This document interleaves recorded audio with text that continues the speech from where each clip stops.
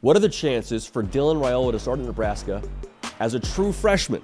We had Sean Callahan on the On3 Roundtable YouTube channel this past week, and he had something to say that I thought was at least worth us discussing together right here on the On3 YouTube channel. So we'll get to that here in a second, but first things first, Nebraska fans, we have had an army of y'all that have joined us over the course of the last few months. And when I say joined, I mean subscribed to this channel. So if you have not yet subscribed, would love to have you a part of this. Would love to have you a part of the beauty that is talking college football all year long. Going to talk a lot about your Huskers.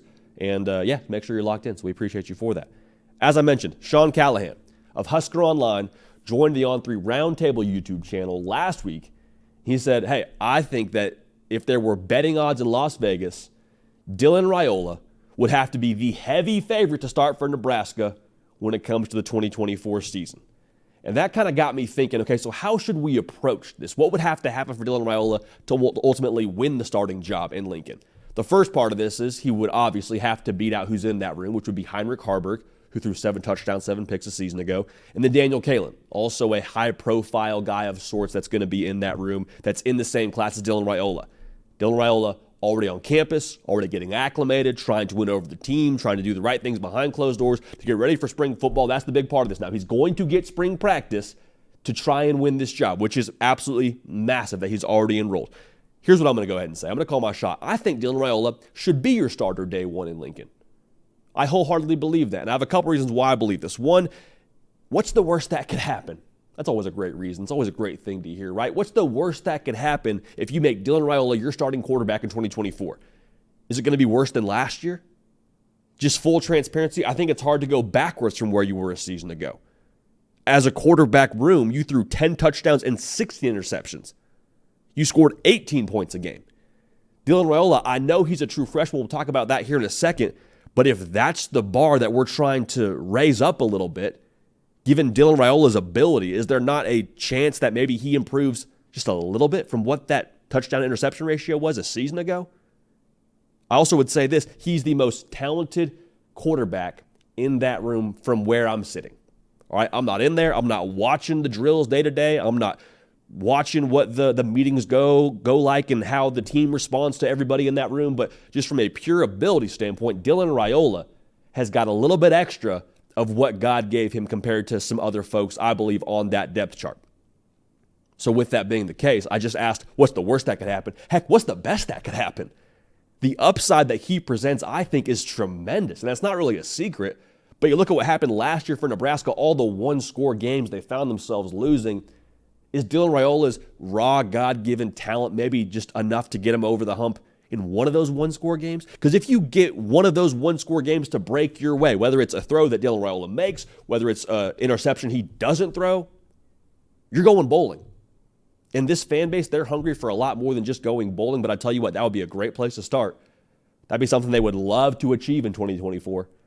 So for those reasons alone, I think that makes a ton of sense for Dylan Raiola to get the keys to the car and you ride with Dylan Raiola. Now, there's a lot of caveats that we have to address with Dylan Raiola potentially being your starter as a true freshman. And the first is expectations and context are everything in year one for him. They're everything. Because if you walk in there in 2024 as a Nebraska fan and see Dylan Raiola start for you at quarterback and say, all right, double-digit wins, he's going to be an All-American. That's not realistic. And it's not saying it's not realistic because of who Dylan Raiola is and what he can be. I'm just saying he's a true freshman. This is a team that is fighting to get to a bowl game. This is a team that is fighting to get into year 2 of the process for Matt Rule. They're still acclimating as an entire team. Now you sprinkle in a first-time college quarterback into the mix, there might be some growing pains. There might be some bumps and bruises. And so if your expectations are at a level 10 and Dylan Raiola performs at a level 7, you're disappointed. I would say level 7 as a true freshman might not be the worst thing in the world. If you get a level 7 quarterback play last year from Nebraska, you're probably going bowling. And this might be a different conversation overall.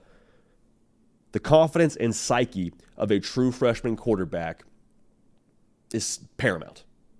I mean, I cannot overstate how critically important it is to protect that for Dylan Raiola. So I just mentioned there might be some growing pains with him year one as starting quarterback. There might be a little bit of a warming up period for him if he is your guy in game one. There is such a thing as playing too early. I pounded this drum the entirety of last summer talking about Nico Iamaleava and why he shouldn't be your guy day one in Knoxville. And so when you talk about what he's going to be going forward, you got to understand there's such a thing as playing too early and developing some bad habits, bruising your confidence. Like, if he gets the keys to the car game one, he's your guy. Okay, now I understand context and things that change within a team throughout the course of the season. You can't account for all of those things, but barring something wildly unforeseen, you don't change quarterbacks in October. You commit to Dylan Raiola. You say, for better or for worse, we're riding with you. We're going to support you. We believe in you. This is your team. Let's roll.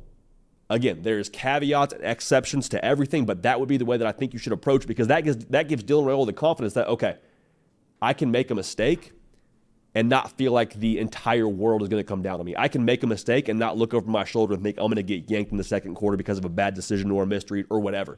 Give him the freedom to make mistakes. So you give him the freedom to make mistakes, he'll have the freedom then to grow and to make those big plays. Those special plays are why you brought him to Nebraska.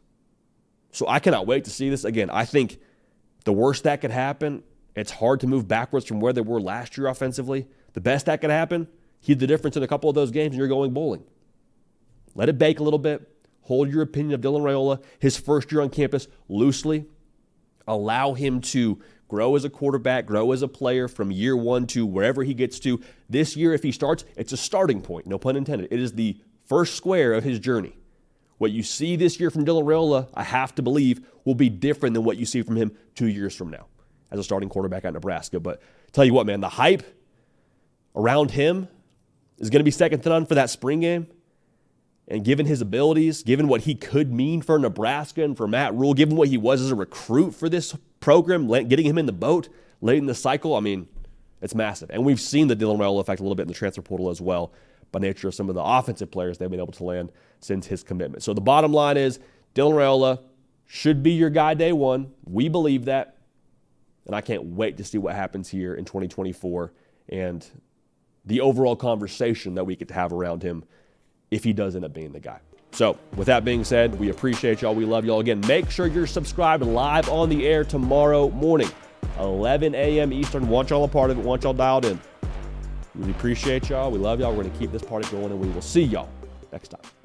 Hey, y'all. Thanks so much for watching. Subscribe to the channel here to make sure you don't miss an episode of The Hard Count. Also, be sure to check out other videos on the On3 YouTube channel.